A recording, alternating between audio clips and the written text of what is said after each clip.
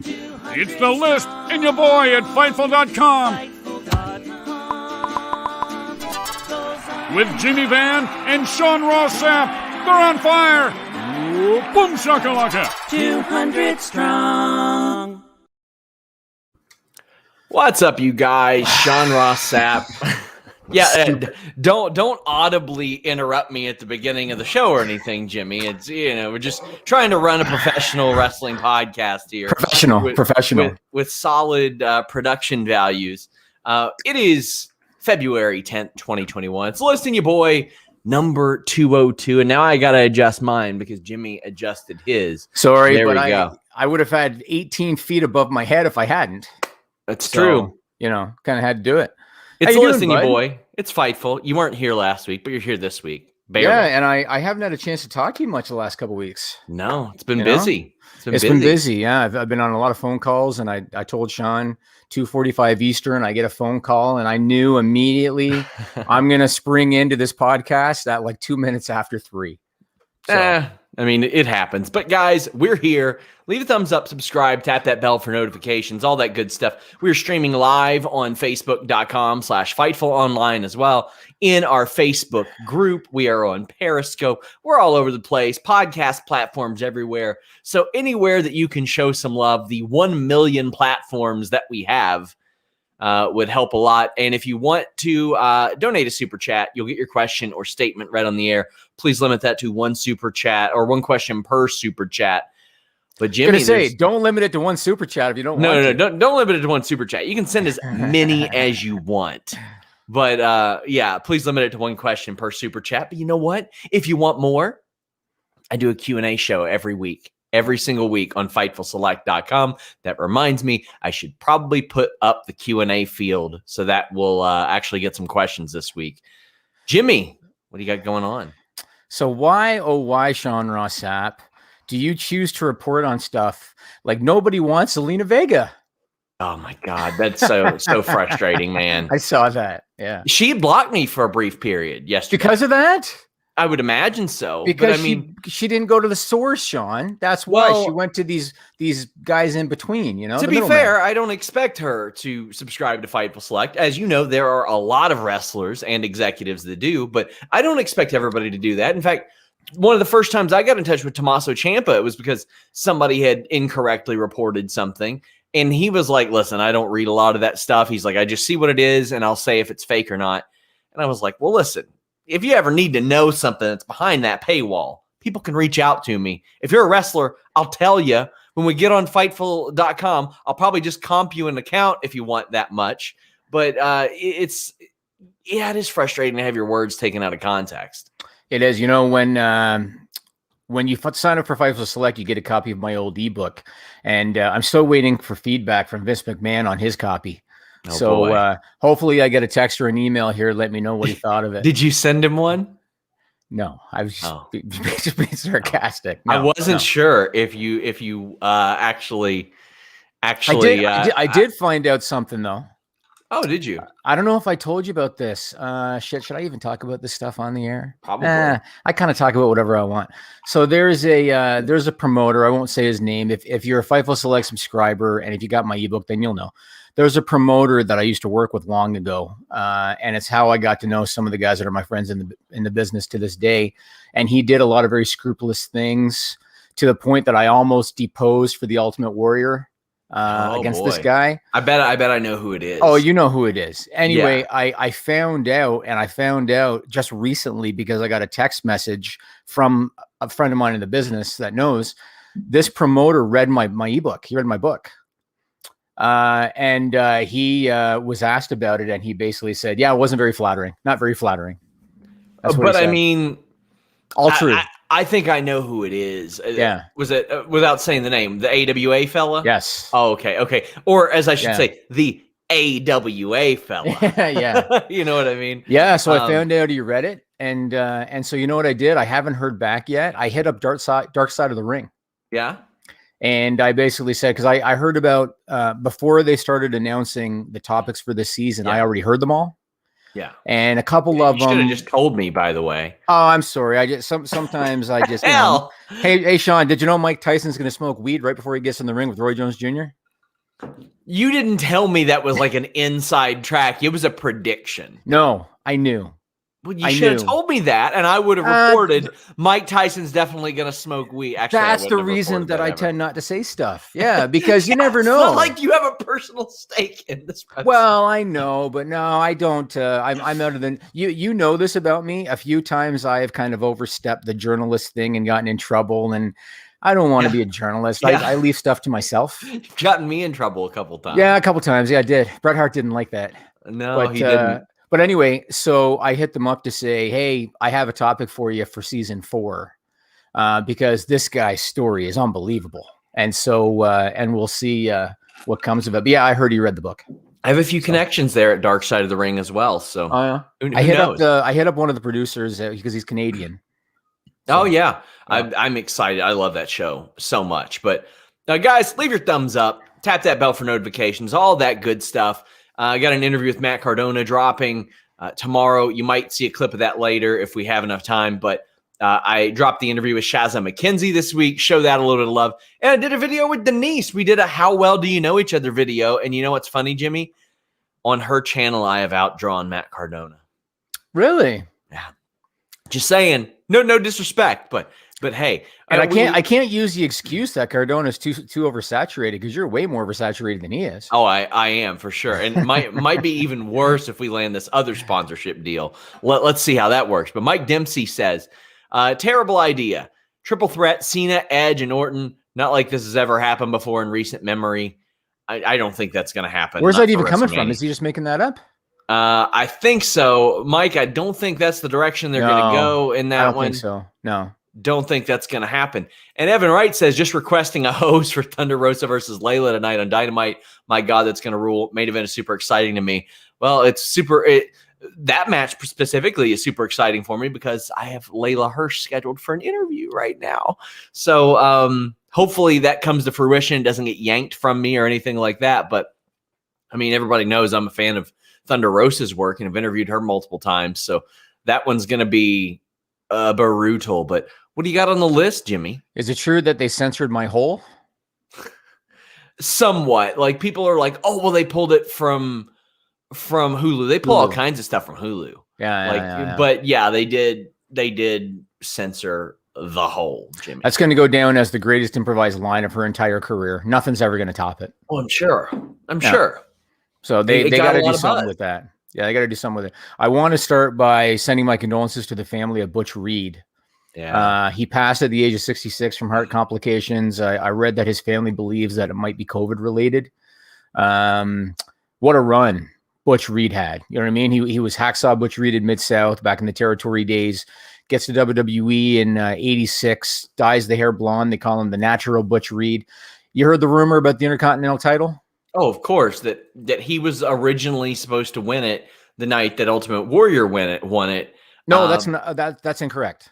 What was that? He was supposed to beat Ricky Steamboat. Man. Yeah, he was supposed to beat Ricky Steamboat. My bad. He was supposed to win it from Ricky Steamboat instead of Honky Tonk Man, and then they put it on Honky Tonk Man. That's right. And I never heard the full story. And years ago, I interviewed Ricky the Dragon Steamboat. I think you've seen the transcript before, Sean. I don't know, but I interviewed him and I asked him somewhere, I think. Okay. I asked him about it. I said, because the rumor was that Hogan had been pushing Honky on Vince because Hogan and Honky were friends. So the rumor was that Hogan was pushing Honky on Vince. Vince was eyeing Butch Reed. And supposedly the night of the title change, because Steamboat was taking time off because his wife was having a baby.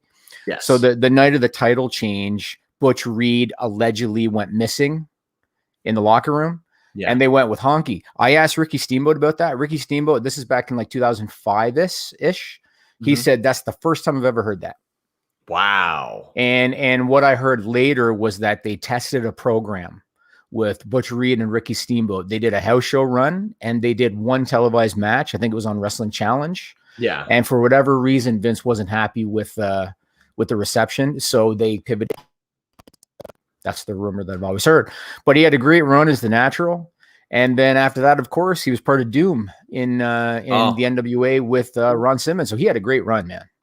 Right here, one of the earliest memories of my figure collecting days. I got this Butch Reed figure, and look, like Jimmy, they could never do this now. You see those shoes with the Nike swoosh? Are you sure on that's them? not Ron Simmons? That is Butch Reed. That's Butch Reed's action yes. figure? Yeah. Here's the thing. When I got it, I thought it was Ron Simmons. It is Ron Simmons. Or I thought it was Ron Simmons. It wasn't. No, Ron Simmons. I'll pull up a picture of it right now. That was Butch Reed. But I thought it was Ron Simmons when I got it, because standing side by side, you'll see the difference. Okay, wait a second. Is that an LG?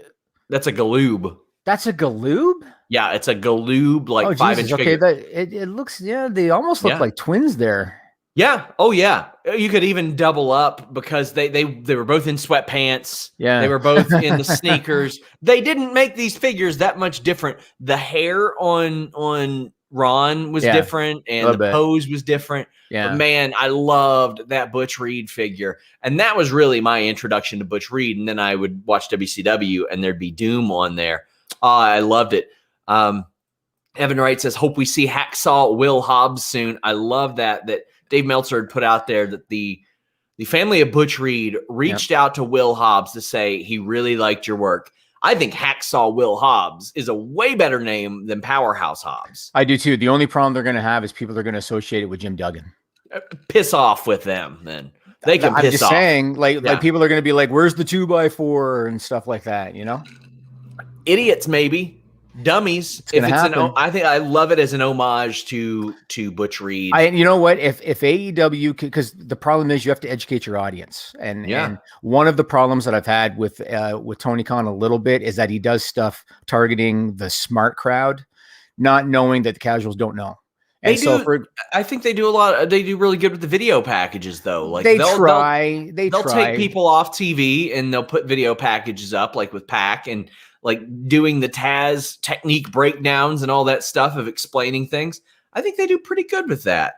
I suppose. I don't know if people watching Dynamite, if they all know the Bullet Club and if they all know the association and past members and all that stuff. But when it comes to Will Hobbs, though, all they got to do is bring in Butch Reed's family if they're open to it, and do a little package talking about Butch Reed. Maybe they could even get. I guess they're not going to get Mid-South footage because I think WWE owns that, but they could get pictures and talk about Hacksaw Butch Reed, and then they could anoint him. He worked enough different territories to where they could get footage of him, and even beyond that, like I don't know how he looked in the 2000s when he was doing some stuff. I think he did some stuff with Harley Race's school. I think that would be. I think there were enough places they could do that with. Okay. And our mod Hannah letting me know no notifications. Thanks, YouTube. We really appreciate you. Maybe it's because they don't like linear eyeballs in the title, Jimmy. Maybe that's it. Maybe you said you want a T-shirt, huh? Yeah, well, I did. Now it's not as hot. Now we probably need a My Whole one. Mike Dempsey says, "Here's my logic: Orton wins the Chamber. Cena's pretty much confirmed for Mania. Otis wins his case back somehow from Miz, and McIntyre promises a shot for the title if Otis can give it. That ain't happening, man. No, I that's appreciate you. Yeah. I appreciate you in the super chat, but that ain't happening. We'll talk about Cena in a minute. I had heard some stuff about John Cena, and I wanted Sean to confirm it because I don't like to just post rumor and stuff. But because this is my podcast, I'm probably going to tell you the rumor I heard. Not unofficially because I don't care. But first, I want to talk about WrestleMania 37. So I want to talk about where it looks like they're going, well, and let's give us guys some more attention for the generous super chat. I'm sorry. I don't think that Otis is winning that case back. I think they got it off him for a reason. It ain't working. It is not working. Drew promising a title shot. One, they have completely fumbled the fundamentals of his run, which. Jimmy, the first night he came out and he said, I'm going to give this title shot to people who deserve it. Big Show pops back up. He gets the title shot. Yep. Seth Rollins loses at WrestleMania. Title shot. Dolph Ziggler just shows up and says, here I am. Title shot. Orton gets 4 title shots. Yeah.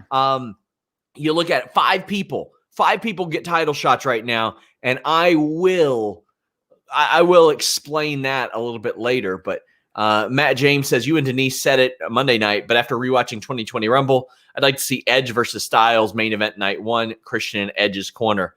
I want to see Bianca and Sasha main event night 1. Roman and whoever are main eventing night 2. Right. But I want Bianca and Sasha main eventing night 1. I don't want to see Christian in Edge's corner. I want to see Christian wrestling at WrestleMania. But yeah, I mean, now seems like a good time to talk about WrestleMania dream matches, huh? Well, we know who you want Christian to wrestle at WrestleMania. Yeah. And we'll see if that happens. And if it happens, I'm going to have to give you some of the credit for your Twitter game. But in terms of Mania 37, where they're headed versus where they could be headed, because, you know, we always say this, WWE, they don't have the creative anymore with Vince McMahon, but they still got the horses. So when you look at where they are probably headed, it looks like Roman Reigns Edge for the Universal title. That makes sense to me. I thought it was going to be Edge McIntyre because I looked at Edge as a Raw guy. But in terms of marquee, Edge Roman Reigns is the marquee. So that makes sense that they would go in that direction. Drew McIntyre, to me, feels like he's in limbo a little bit for the reasons that you just mentioned. I mean, everybody in the Elimination Chamber, not a lot of name value there. A lot of those guys have been 50-50'd. Sheamus, there's a story, but Sheamus has been 50-50'd to death. No marquee with any of those guys. So Drew McIntyre, they got to figure out. Looks like Sasha Bianca. Looks like Charlotte, Lacey Evans, Bobby Lashley, Keith Lee. It looks like Randy Orton, Bray Wyatt. Good on Damian Priest. I got to tell you, I didn't know who the hell Bad Bunny was. I would walk by him on the street. Wouldn't have a clue. Sure. Saw him at the Rumble. Not my cup of tea. I don't have an appreciation for it, but I recognize what a celebrity he is. I've heard that the merch is flying off the shelves that he's doing with WWE, and so if you can give Damian Priest that rub, the rumor is Damian Priest and Bad Bunny in a team against Miz and Morrison at Mania. I say good on Damian Priest. That's that. You know, you're going to get eyeballs on you that you might not have had otherwise. And so, you know, that one makes sense. Where do you think they're planning? Because we'll talk about dream matches in a minute, but what do you think they're planning for Drew McIntyre? Shane McMahon. Because he padded the title belt? Something like that. Like, yeah. Brutal. I know, right? I think I'd rather see Drew McIntyre against Vince McMahon, I think. Well, and to your point about Edge being like more of a Raw guy, he didn't get drafted. He is a free agent. He's got the golden ticket, so I'm okay with that. And also, I don't think he's beating Roman Reigns. I not only do I think that Roman Reigns should beat him, I think Roman Reigns should crush him. Yeah, maybe I don't think Edge spots. is wrong with that either. No, not at all. No. But I mean, yeah, it's as far as planning, I think it's going to be Edge and Roman Reigns. I think Drew McIntyre and probably like Shane, because this is the problem, and this is the issue that I had. And I had a very spirited conversation with Gary Cassidy and Louis Dangor about this. Like, sure, there are guys like Jinder Mahal and Shinsuke Nakamura and AJ Styles and Kevin Owens and people they put the title on or given big wins. But at any given time, nobody is heated up. Yeah. When it should be multiple guys are heated up. And one of the things that was brought to my attention was, look at this. Look at Armageddon 2000. Triple H, The Rock, Steve Austin, Kurt Angle, Undertaker, Rikishi. You want to know what's crazy, Jimmy? At any given time, everybody in that match spent less time in WWE than the people in this upcoming Elimination Chamber match. Except AJ, who has been on the national scene for 20 years now. Yeah. But he just popped up in WWE 5 years ago. Yeah. Rikishi had been in multiple gimmicks for 8 years. Well, you know what? Sheamus, Jeff Hardy, Miz, all those people have been around longer. It's not about that. But like, you look at this and none of these people are heated up. Well, okay, some people will be like, oh, well, Sheamus is. No, because he's brushed up against Drew. No, he hasn't been winning. Not at all. He hasn't been winning. So that's the problem. That's why I think they'll go with somebody like Shane. You should always have 2 or 3 people heated up. And I'm sitting here like, okay, why isn't Kofi in this? Where's Jinder Mahal right now? He wrestled on Superstar Spectacle. Mm-hmm. Okay, where's Braun Strowman? He popped up on SmackDown and then at the Rumble. And then where is he? Nowhere. Yeah. So my only hope for WrestleMania is this. This is my only hope for WrestleMania, Jimmy. So I saw the wrap today. We're doing this on February 10th. And I'll be honest with you, Sean, you know, I've been a wrestling fan for too long. And as the years go by, I forget, you know, in 2005, this happened. Like I just, you know, it becomes just too much to remember. I completely forgot that Christian won a number one contender match before he retired for the Intercontinental title, and Big E was the champion. I didn't remember any of that. You mean the bump, right? Not I'm the sorry, rap. the bump. Yeah, the bump. I mean that's on brand for you. I don't blame you. Nobody watches that. I mean, no, relatively. There you go. Mike Dempsey says, has a Rumble winner ever challenged for a tag title? No, just top titles. That's it. You know, if there had to been some foresight, and I don't want to turn this into another shitting on Vince McMahon conversation, but if there had been some foresight, they did a decent job of telling a story about the friendship of Drew McIntyre and Sheamus. Why didn't they have a tag team title run? You know what I mean? If you want to give Sheamus a rub, Sheamus has no momentum. And you know, it's not too dissimilar to when AEW did the Impact deal, and some fans were like, oh my God. And I was like, what? Impact's got no momentum at all. Who gives a shit? And Sheamus has no momentum at all, just because he was Drew's buddy, and they would, you know, talk backstage in segments about drinking together and stuff. He would lose every other match. And they didn't reference it for a decade. It's like, okay, so now you want it to pop up because it's convenient? Like, right. There was no frame of reference for this. It's great they had old footage and stuff, and they legitimately had been friends, but like, why didn't that bleed onto screen until now? Yep. I think a tag title run would have been a way to go. That would have given Sheamus a little bit more legitimacy. Yeah. Now, Drew McIntyre, Sheamus could care less at WrestleMania. You know? Ray says Sheamus got screwed. Let him enter the chamber last. I don't know what you all mean by this, because Kyler's also saying Sheamus got royally screwed. I don't know what you guys mean by this. I don't know. Oh, I think what they're talking about his lack of push when he came back. I think that's what they mean. I mean, maybe, sure, but I mean that within the scope of kayfabe, no. Because here's the thing: I'll constantly mention this. Like, why did Jeff Hardy get in this match? People will say, "Well, he's a legend in his name and all that," and I'm like, he's beaten Elias and he won a match against Jackson Riker, and that's it since like August, September. He lost to Riker. He lost to Riker in a minute. Yeah. It's so stupid. Does not deserve a title shot. They will not make sense of anything. The baseline should be make some sense. I agree. And oh God, man. Well, let's talk about dream matches now, because again, they do have the. Let's answer super chats now. Okay, sure. Jobber JJ says, would love to see Cena return as Doctor of Thugonomics and face no F's Dolph Ziggler. Love the BFF vid with Denise on their YouTube channel. Keep up the awesome work. They ain't going to do Cena versus Ziggler on a Mania, maybe like a Raw, but I think they've went back with John Cena enough. Like, I don't think, like, if you do the return of the master or the Thugonomics thing like 3 times, it's a little too much. No. So, go ahead, Sean. Andrew Monaghan says, Sheamus turns in the chamber instead of doing it now. Yeah, but I mean, if he's in the chamber with Drew McIntyre, you're not going to expect him to buddy up with him or something. And they already attacked each other previously already. Well, I mean, they've got no issues fighting. We also have Nick saying Shane and Adam Pearce in a feud that ropes in Drew. I don't think so. We haven't seen Drew do that much stuff with Adam Pearce either. That's the thing. We've got to stretch to make things happen, because WWE won't make things happen. Yeah. He's been more associated with Roman on SmackDown. Yeah. Justin Lopez says, think they'll go with Braun if it's not Sheamus, even though Braun is corny and old AF to me now.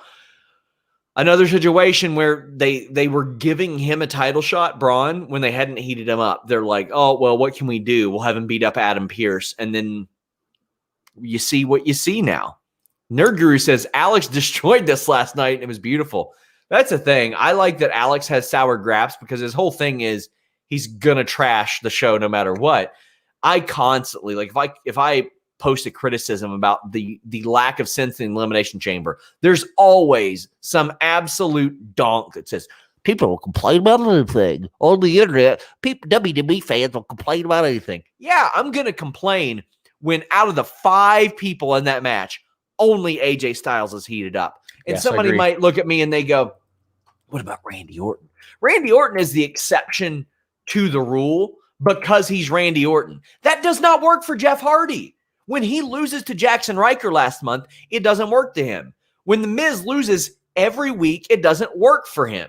Agreed. And even Randy Orton. Look at Randy Orton. What about Randy Orton? Love the guy's work. What happened? Okay, no contest against Drew. He got beat by Edge last week. Yep. He didn't win the Royal Rumble. He beat Jeff Hardy. That's good. He beat The Fiend. That's good. But what happened before that? No contest against Bray Wyatt. Lost to AJ Styles. Lost to Drew McIntyre. Lost to Drew McIntyre and The New Day. Since November, he beat The Fiend and Jeff Hardy. And then he's not won since. I don't even remember him wrestling AJ Styles, to be honest with you. Exactly. Yeah. Mike Dempsey said, how would you feel about unifying the men's tag titles and treating it like the women's? I don't want it to be treated like the women's at all, because what they do with that, he says just better and relevant. Edge and Christian unify. No, I don't want to see them unified. There's a misnomer that there are no tag teams. There are. WWE just doesn't book them well. They don't book them well. And with the women, they don't have I don't even say the depth, the amount of people there that they do now. We also had Bill Hemmett saying, well, we'll talk about the Forbidden Door in a bit, but let's talk about dream matches. So finally, yeah. So what is a match that I have been begging for on this podcast for 3-4 years, probably? Me versus Horowitz. You versus Horowitz. Yeah. Almost I have been begging and pleading for years. Brock Lesnar, Bobby Lashley. How many times have I talked about that match on this podcast? I want to see that match. Everybody wants to see that match. They finally got Bobby Lashley heated up. Finally, after treating him like a piece of shit. They've done well since the summer. They have. With him. Like, he's beating everybody now. I'm not a fan of the full Nelson for him. I'd rather see him do something else. But they finally. Slam. What's that? Do a full Nelson slam. Could do that. Yeah. Sling them up, spin them in midair, slam them. But they finally have Bobby Lashley. He's finally got this aura about him where when he's in there, you think he can't lose. And so Bobby Lashley, Brock Lesnar, do it. I mean, you know what? I had a call this morning with my employment lawyer about COVID protocol. And he heard that they're going to change the protocol. So what they're doing now is if you're coming back from the US, you have to quarantine in a hotel for 3 days. Yeah. You have to get a COVID test. They still have the 14-day quarantine, but the rumor or the word is that they're going to eliminate the 14 days as long as you get a negative test on that 3-day quarantine. So you could have Brock Lesnar go hang with his family in Florida, have a nice little vacation. It's warmer than it is in Manitoba or Saskatchewan, wherever he lives. Have him go with his family there and have some nice warm weather, build WrestleMania, do Raw the next night, and whoosh, back to the compound you go. They could very easily do it. They're going to do Bobby Lashley, Keith Lee. Please don't. Do Bobby Lashley, Brock Lesnar. Everybody wants to see it, and that match would be awesome. That's number one. Number two, they're never going to do it. They're never going to do it. Matt Riddle, Bill Goldberg. Who doesn't want to see it? You know what I mean? I would love to see it. And everybody would love to see it. Didn't Vince McMahon say we give the people what they want? Didn't he say that? What's Goldberg's excuse now? Because it used to be like, oh, well, he's not a major leaguer. Well, obviously he is, and he's on the show featured prominently.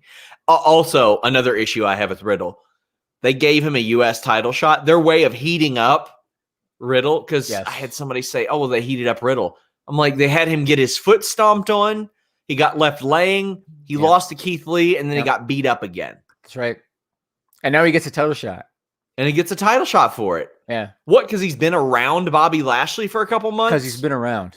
Because he's been around, and that's a problem. And I can't even say anymore, well, that's not the way they really do it, because UFC does actually do it that way. They give people shots that don't deserve it. Yep. That is, well, that story would write itself. All they got to do is use all that social media footage. They could use footage from the podcast Matt did with you for Fightful when he would shit on Bill Goldberg. That's what kicked it off. Yeah, and they've got the footage from, was it Mania 2 years ago when they ran into each other backstage? No, it's SummerSlam 2019. Was it SummerSlam? Okay, so I think it's the last time I talked to Matt was that weekend, actually. So they got that footage. They have so much ammunition to make that very interesting. And, great programs are built when there's an element of real life. That would be, everybody would enjoy that. So I want to go down that road. Drew McIntyre, we talked about, is kind of in limbo. I don't think anybody wants to see him and Shane McMahon. Right now, they're in a great situation because everybody on every brand is working in one city right now, right? And they're working essentially 1 day a week plus pay-per-view. That means doing crossovers a lot easier. Drew McIntyre, Finn Balor, title for title. That's what you do. You want to find something interesting. You can get Drew on NXT. He's only working 1 day a week. You can get Finn Balor on Raw. He's only working 1 day a week. It's easy to do. Drew McIntyre, Finn Balor, title for title is what I would do. Then John Cena. So we'll talk in a minute if John Cena is going to be on the show, if he's going to be able to get into Florida. I heard some stuff. I asked Sean if he could confirm it because it's just something I heard. Haven't been able to hear yet. Okay. So I heard some stuff. Best. Yeah, I heard some stuff. And maybe I'll tell you, even though it's rumor and Sean Ross Sapp didn't say it, so don't shit on him and don't post on another website that Sean said it because he didn't. If Cena comes back, he's got to wrestle a heel. He has to. He's been gone too long. People are going to cheer for him. You know, the absence makes the heart grow stronger kind of thing. So he's got to be in there with a heel. If you put him in with the babyface is going to get booed. John Cena, Karrion Kross. That's your match. When you look at the different heels in the company, Braun Strowman, he's kind of tired. Seth Rollins, they're guys that I would see WWE put in there with John Cena, but it's kind of John Cena, Karrion Kross. Karrion Kross beats him clean as a sheet. Can I ask you if he wins? What's that? Can I ask you if you'd have him win? 100% I would have him win. Cena might not be back for another year. Yeah. I mean, he's not wrestled an actual match in 25 months, Jimmy. I never thought we would see that happen. Like his last real in-ring match was 25 months. Right. Evan Wright brings up a good one. Drew and Walter is a pipe dream. Not going to get him in. Not going to get him in. But you know what? If they went up cold and said Walter WWE title shot, I'd be like, as good as any of these other options. Oh, I don't disagree. They're not going to be able to get him in. So that Andrews show right now. Andrew says Drew wins and picks Sheamus to get his one-on-one. That is definitely something WWE would do, Jimmy. Here's my issue. Sheamus will have lost Elimination Chamber. Okay, he beat John Morrison. We're talking his one-on-one matches. Lost to Keith Lee, lost to AJ, lost to Riddle. That's his record since November. Yes. Why? So it's like, why? Because him and Drew don't like each other? Yep. You know what? There's all kinds of people that champions don't like, and they're not on the level. Not only that, but they're going to get a lot of ring time in at Elimination Chamber. People are already going to get the face-to-face with those guys in the Elimination Chamber. You know, I long for the day. You remember back in the day, and I'm, you know, obviously my age comes out when I say this stuff, but Hulk Hogan, Andre the Giant, they had so many years to tell that story, and all they did prior to the match at Mania, one battle royal, Andre grabs one headbutt, tosses him over the top. That was it. There was no other physical altercation between those two aside from one battle royal, grabs him by the hair, headbutt, tosses him. That's it. Now you'll build up Mania by having them in a bunch of non-title matches and tag matches first. They built up Warrior and Hogan by just having them save Rumble. Each other. Yeah, and save each other. Yes. D'Lo says, hate this idea. Sheamus Drew at Fastlane, then Braun. I don't doubt that will happen whatsoever. Throwback says, if you need someone to face McIntyre, a name that no one is saying if they can trade for him is Cesaro. On SmackDown, he's one of the hottest talents on that show. Give him a title shot. Way overdue. They ain't giving him a title shot. No, he's also another guy. Shinsuke is hotter than Cesaro. So if they were going to do a brand trade, I would do it Shinsuke Nakamura over Cesaro. But that another match I wanted to mention for me that I would consider to be a dream match, because again, you look at all the horses on both brands. What about AJ Styles against Daniel Bryan against Chad Gable in a triple threat? Imagine that. They haven't heated up Chad Gable. I mean, from an in-ring perspective, I'd love it. Yeah. But otherwise, like the way they booked it, no, absolutely not. You're right. But the good thing is it wouldn't be expected to carry the load from a marquee position. Sure. It wouldn't be a main event type match. It would be Steamboat Savage, not even in terms of marquee, but it would be the match that would steal the show. They would have to heat him up, and they can do it. I know they can do it. We've seen him do it. Kofi Kingston. It was one of the most emotional builds that took him like 6 weeks. And it's one, I'll never forget that. Never forget it. And I would love that. Nerd Guru says Asuka versus Io for the titles would be amazing. It would be, but she's going to lose to Lacey Evans at Elimination Chamber because they're going to do Lacey Charlotte at Mania. Yeah, I think so too. Evan Wright says War Machine and Bear Country, but outside of WWE. I think Bear Country is emerging. I think they got some work to do. I don't know how Ivar is going to be when he comes back from a cervical. Heard he's training with Paige, eh? Heard about that? I haven't heard that, but he's doing yoga with Diamond Dallas Page. Oh, okay. I thought you meant Paige, as in. Oh, I'm sorry. Paige. No, Diamond DDP. She's had some pretty severe neck injuries. Yeah, I'm sorry. I guess I should have specified. Yeah. Ethan Page, Adam Page, Ricky Shane Page. All right, fine. D'Lo Diggs says, is it sad? I'm still hoping for Drew versus Alistair. Yeah. Unfortunately, it is sad, and you shouldn't be sad, because what they should have done, Jimmy, when they recognized, oh, shit, Alistair has not lost in a year, they should have had him do, if they were going to wipe him off the planet, they should have had him turn heel and then go after Drew, and then Drew beats him. Isn't it telling that they didn't even know the Undertaker's WrestleMania streak didn't even come into anybody's mind until he was already 10-0? Yes. Isn't that telling? No one thought shit until he was 10-0. Yeah. And I mean, that's the thing. Aleister Black went unbeaten for a year, and they couldn't even have Drew McIntyre. Drew McIntyre, based on his post-Mania promo, should have hunted down Aleister, and he should have said on the show, maybe management isn't thinking of you, but I am. I see that you're a threat. And they could have built like a TV program there somehow out of that. It's so weird. Unless it's your time, they will straight up take you off TV. If they think that you have a future, look at AOP. They were like, ooh, these guys, they've got a future, but it's not their time right now. Let's take them off TV. Look at Bianca Belair. Mm-hmm. I had doofuses saying, oh, well, they obviously did good with Bianca Belair. Look at her now. No, taking a woman, a generational talent, off television for the majority of 7 months and having nothing creative for her is not a good plan. And it wasn't the plan, Jimmy. They weren't planning this back in April, May, June, July, August, September. It's the situation they constantly find themselves in. They call people up and they go, oh, what? I don't know what to do with them. You have all the resources in the world. Nick says, still think Brock returns, especially with Mania, with fans. I think so too. It's possible, but I mean, here's the thing. You remember when Goldberg, that people were like, oh, well, he's going to pop up in the Rumble now. He's going to pop up because he lost to Drew. And I was like, no, he's got a contract for 2 matches a year. And oh, by the way, WWE's money is all guaranteed right now. Yeah. What benefit is there to have Goldberg be in the Rumble and burn one of his matches? Unless they could have deal with them where they said, it's a one shot. I mean, that's part of your night. They have to pay him. Well, yeah, but they Goldberg. They're gonna have to pay him more. You never know though, because I feel like Goldberg at least recognizes what an opportunity he's been given. Yeah. Being his age and his marquee is not what it used to be, and he's getting, what was the report, $250,000 a match or something in the US? Like that, yeah. So I feel like he recognizes what an opportunity he's been given. I think if Vince went to him and said, "Look, you're already here.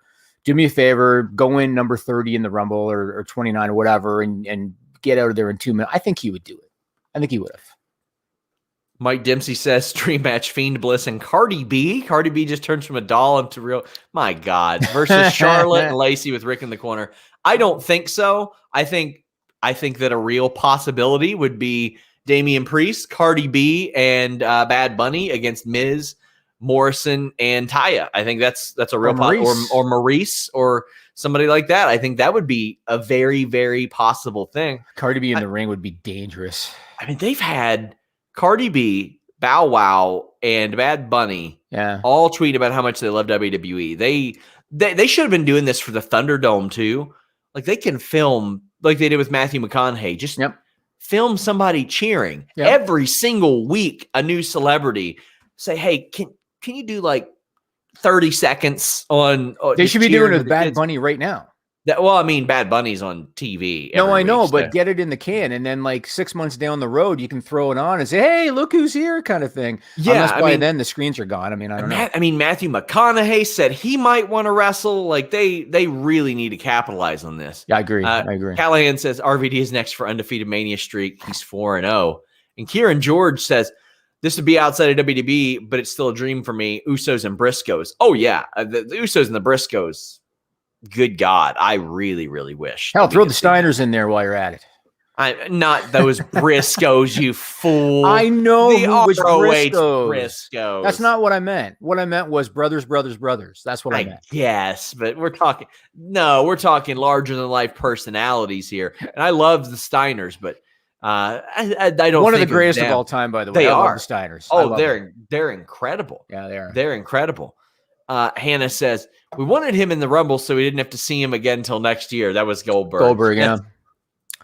Yeah, Paul you Tattoo know, says, I'm go sorry. ahead. Go ahead. Paul Tattoo says, tomorrow's my 30th birthday. Happy birthday. Just wanted to send some love. Also, a dream match for me that has 0% chance of happening is Samoa Joe versus Bobby Lashley. Well, miracles do exist. Go subscribe to TNA's or Impact's service. They had a match at Bound for Glory in 2009. They did Victory Road 2014, I'm pretty sure. They did an episode of Impact in 2014. They've had several matches together, and a lot of them were when Bobby Lashley was really good in TNA. And that'd be an easy thing to set up now. All they got to Yes. do is Bobby Lashley's on commentary. Samoa Joe says something he doesn't like. You plant the seed right there. A very easy thing to do. Yes, indeed.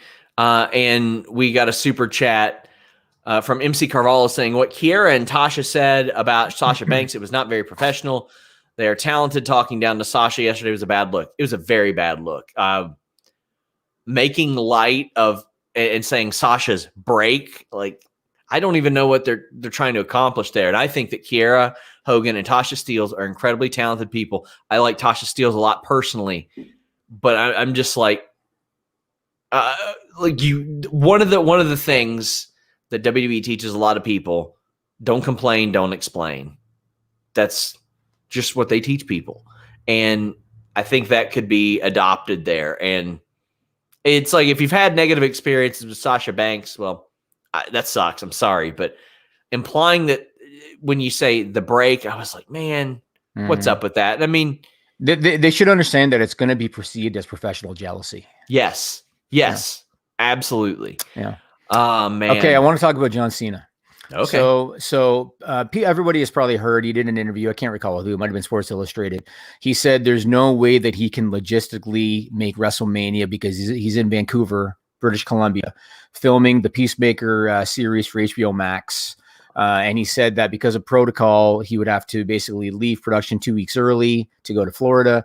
Then when he came back, he'd have to quarantine for 2 weeks. So you're essentially shutting down production for a month. So he said he logistically can't do it.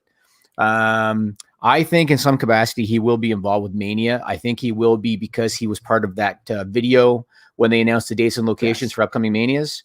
I don't think they would have had him do that. He clearly did it from a green screen studio or something, but they wouldn't have had him. Did. Yeah, I don't think he would have done it if they didn't have plans for him. So here's what I think.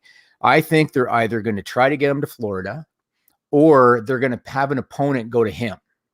And then do something cinematic from Vancouver. That's what I think is going to happen. Now, I heard a rumor. It's a rumor. This was not reported by Sean Ross Sapp. I tried to get him to finalize it. He couldn't. Strictly a rumor. It's all it is. I know somebody in the production world in Vancouver. They told me that the Peacemaker is supposedly halting production on April 1st. That's what I heard. Strictly a rumor. If that were to happen, they could conceivably have time, to get him to Florida and have him quarantine. Rumor. That's all I heard. But Well, Jimmy, I think in some capacity he will be involved with WrestleMania. Well, Jimmy, you know what? If your penis has halted production and you want to get it really hard, check out Blue Chew. It is a unique online service that delivers the same active ingredients as Viagra and Cialis, but in a chewable form and at a fraction of the cost. Blue Chew is making waves and bringing more confidence to the bedroom by offering chewable tablets that can help get men stronger and longer lasting erections. Blue Chew's tablet helps men achieve harder and stronger erections to combat all forms of ED, erectile dysfunction. It's an online prescription service, no visits to the doctor's office, no more awkward conversations besides the one I'm having with you right now, and no waiting in line at the pharmacy, and it ships straight to your door as I just tried to push up on my seat and fell down.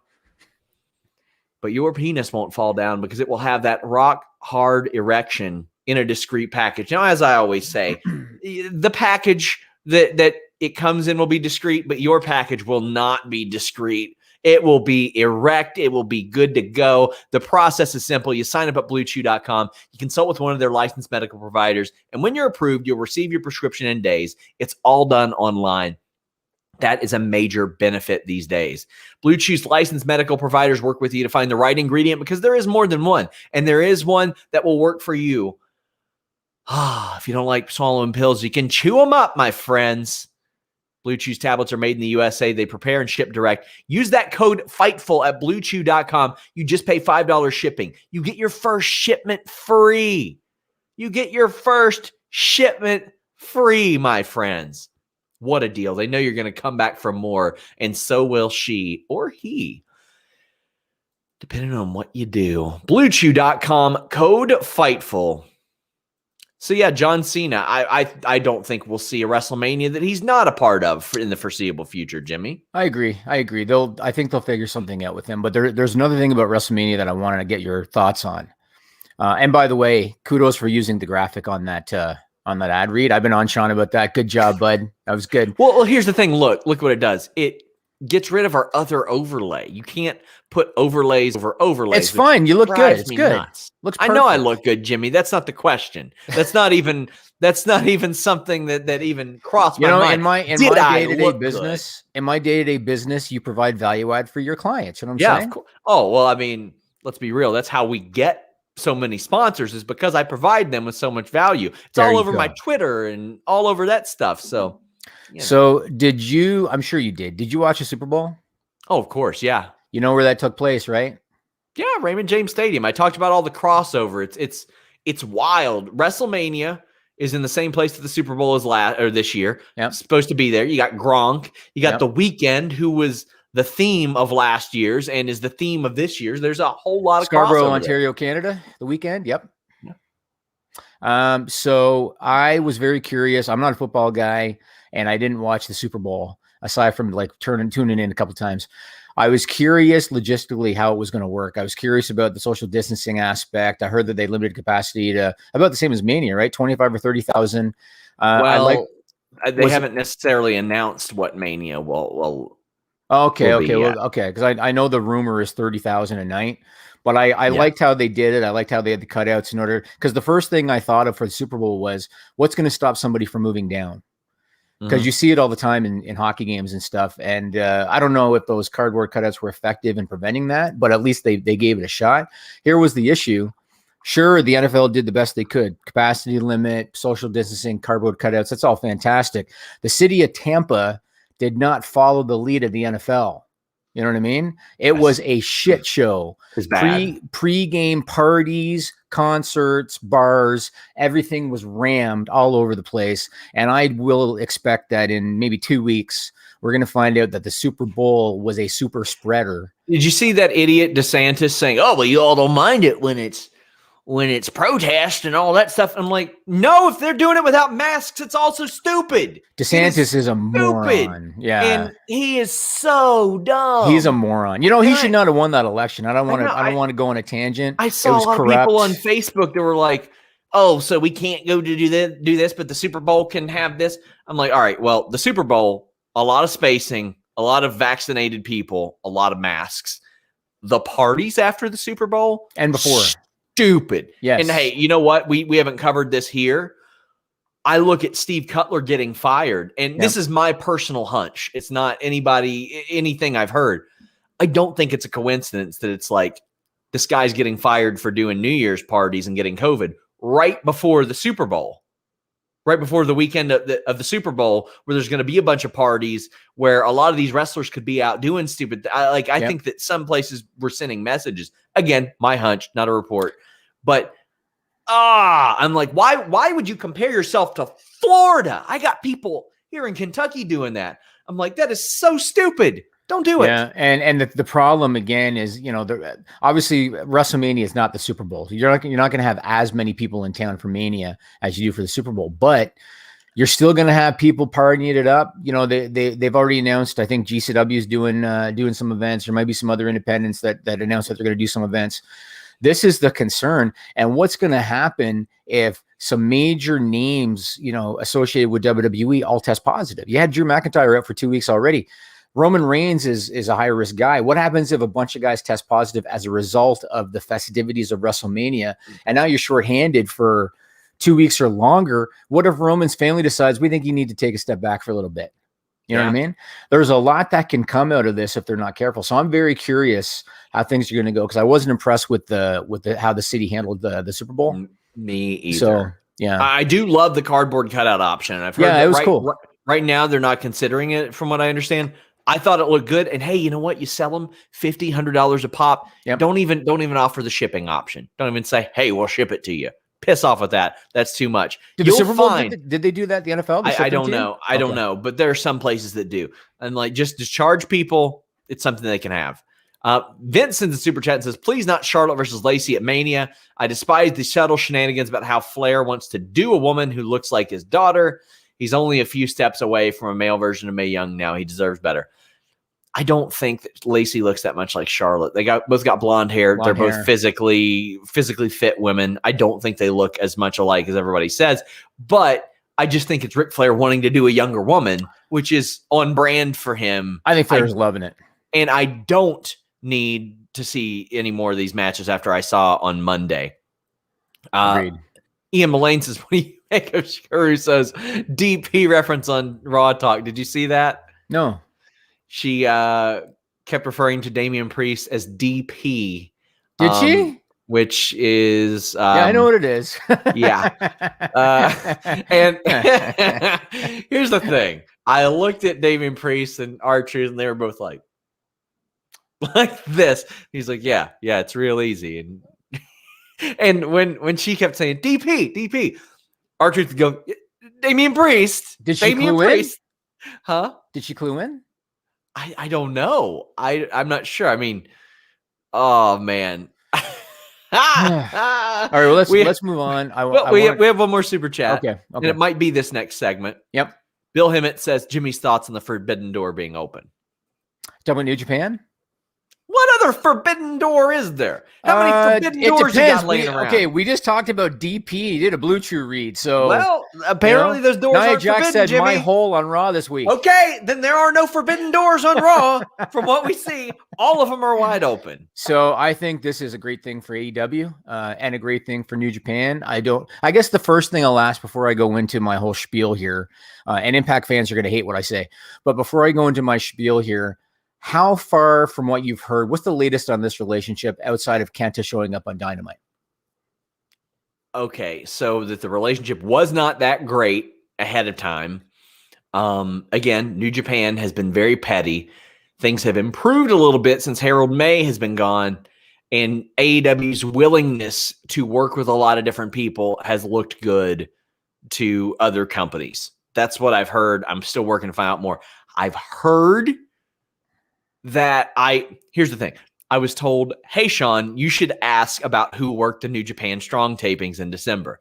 And of course I have, but New Japan has these wrestlers so scared to bring up anything or so scared to say anything. I have not been able to find out, but apparently some significant stuff happened at the Strong tapings. I can't confirm that.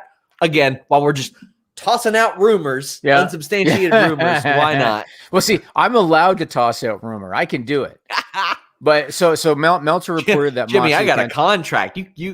I'm good for a while. I can toss out unsubstantiated rumors. Meltzer reported that Moxley Kenta worked at that taping in December.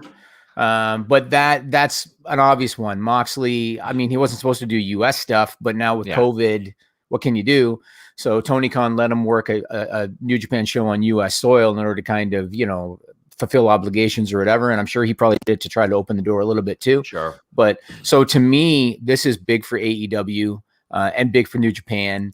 I will say what I've said this whole time. The NWA connection and the Impact connection has done very little for AEW. And I know Impact fans don't want to hear that. It's the truth. Impact had no buzz. They were doing nothing. NWA doesn't really exist. AEW got some talent out of that. Fair. They got Thunder Rosa, who's good. They got Gallows and Anderson on the show. There's been much more benefit for Impact and the NWA than there was for AEW given the TV time. New Japan's a different animal. And there's different reasons why this is, I think, is a great thing. No particular order. Number one, if they solidify a relationship with New Japan, they will attract more talent. Yes. Including talent from WWE when their contracts expire. They're going to be interested in this because, number one, you can double dip. So, you look at Moxley, you look at Jericho, right? They're pulling income out of both. They're pulling an AEW salary and they're pulling a New Japan salary. That's going to be appealing to guys on the WWE roster who are under this iron fist that you can only, make money off of WWE. That's going to be appealing. Then on the other side of that, there's a lot of talent. And the first one that pops into my head is Sasha Banks. there's a lot of talent who have said that they dream of wrestling in Japan. Yes. And so now you'd have that opportunity. If you sign with AEW / New Japan, if that's, where they go, you can work shows in Japan and you can still work shows regularly in the US. So that's beneficial. That's going to help them get talent. That's number one. Number two, you want to talk about exposure for younger talent, exposure to a new market, exposure to a new culture, exposure to the seasoned veterans. People were saying, oh, this Impact deal is great because they can work the tapings on Tuesday. It's nothing. It's like working dark. There's no difference. When you can actually, when COVID opens up, go to Japan and work in a brand new market, brand new culture, different style in some cases, different type of guy. There's a lot of benefit there. And then the obvious one is dream matches. You got Kota Ibushi, you got Will Ospreay, you got Tanahashi, you got Okada, you got Jay White, all those guys. Then you can have Omega going back, Moxley going back, the Young Bucks going back. They passed on a pretty significant free agent last year, did New Japan, because they were like, we're just not interested in bringing over anybody new right now while all this is going on. Right. And then New Japan has been trying really hard to establish a footprint in the US. And we've heard, they got to deal with Roku now, which is kind of a minimal deal. There's word that they're working on some kind of a deal with ESPN. Well, now you'd have access to TNT live on Wednesday nights. And there's all this rumor that NXT might move nights because of Peacock, come March. That makes things even greater for New Japan. Then they got an unopposed night. It's my fucking nightmare, Jimmy. Yeah. Tuesday nights aren't even my off night anymore because Impact does stuff now. Yep. So I'm like, oh my God. Oh my God. Fortunately, Impact, because we have a Twitch, we can do watch alongs for it. So we don't need a post show. Jeremy's just going to watch the show and it will show up on the Fightful Twitch. Oh man. I should say, since it's 4:00 here, go to FightfulSelect.com after this. The list goes on. We're going to talk about Cesaro a little bit. We're going to talk a little bit about Buddy Murphy, which I guess Fightful Select's place to do it now. We're going to talk WWE's Q4 earnings. We're going to talk about linear eyeballs. So go to FightfulSelect.com. List goes on after this. It feels like it had been a while since I talked to you, just because I've been busy the last couple of weeks. So it's and we had a busy time. We were talking a lot in the weeks prior to that, and then it went from all the time every day to none at all. Yeah. Evan, we got a few more super chats. Evan says, saw a post on a Twitter fantasy faction of Ivelisse, Diamante, Miranda, Alizé, and Zelina Vega. Thoughts on that? I think it'd be great for AEW. I think they should have tried to get the rights to LAX. I thought they were going to do that in Impact. I thought they'd bring in Mercedes, Ivelisse, and Diamante and do that. But I think that would be really good. A women's faction. When do we see it? Yep, we don't why not? Yep. Andy says, Jimmy, is that some abomination beer I see behind you? Connecticut beer represent. Yeah. So I actually have news about that. Okay. Matter of fact, here live on the air. Let me see if I can grab one of these, this one and this one.